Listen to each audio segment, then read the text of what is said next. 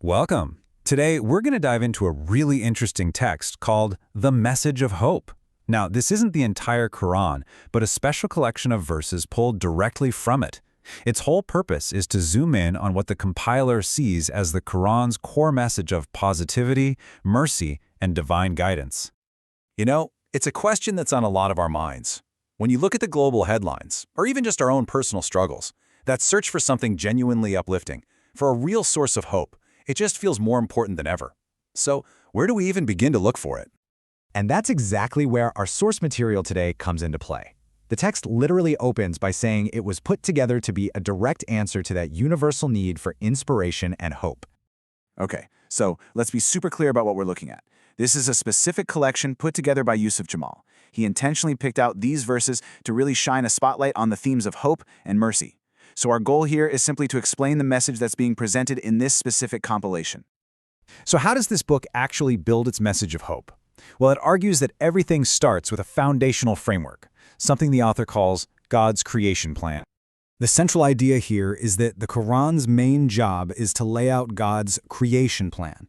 And understanding this plan, well, that's framed as the absolute key to finding meaning, purpose, and, you guessed it, hope in our lives.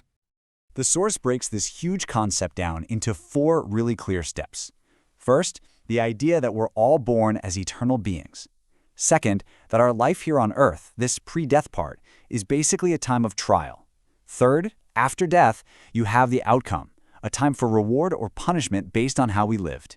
And finally, number 4, real success comes from getting this plan and trying to live by it. And this quote just hits the nail on the head. It shows exactly why this creation plan is so central to the book's message. It's presented as the direct answer to those huge, deep questions that, let's be honest, lurk in all of our minds from time to time.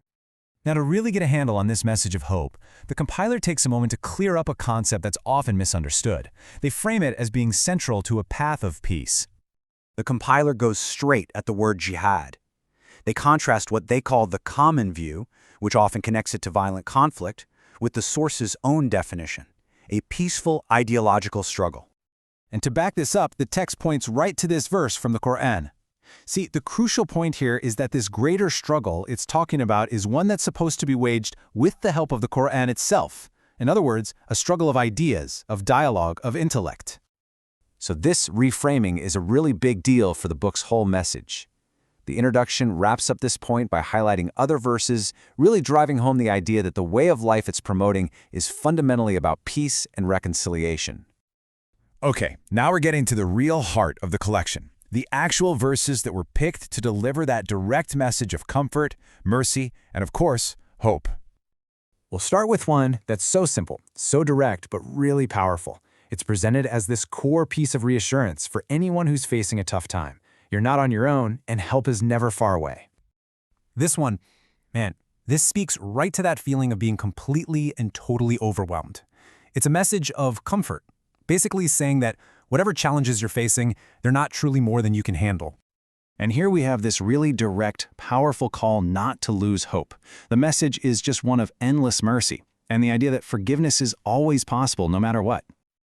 This verse paints such a vivid picture of a personal and, deeply responsive divine presence. The idea here is that communication is direct, it's accessible, and it's always, always heard. All right, so we've looked at the big framework and we've read some of these really moving verses. So what's the big picture? What are we supposed to take away from this message of hope? If you had to boil it all down, the source gives us this vision of a compassionate and forgiving God. It suggests that real inner peace and hope are found when we understand our place in this much larger divine plan for creation. And it's not all just big ideas. The text gives some really clear, practical advice. It encourages us to seek knowledge, to be patient when things get tough, to respond to negativity with something better, to do good deeds, and to always, always remember that divine mercy is close by. And in the end, the path to finding that hope and peace, at least as it's laid out in these selected verses, it really comes down to this one simple idea, that true comfort for the heart is found in remembrance and in connection. And that leaves us with a final thought to chew on. This collection puts forward one very specific message of hope, and in doing that, it kind of pushes a bigger question onto all of us. What message is your own life sending out into the world?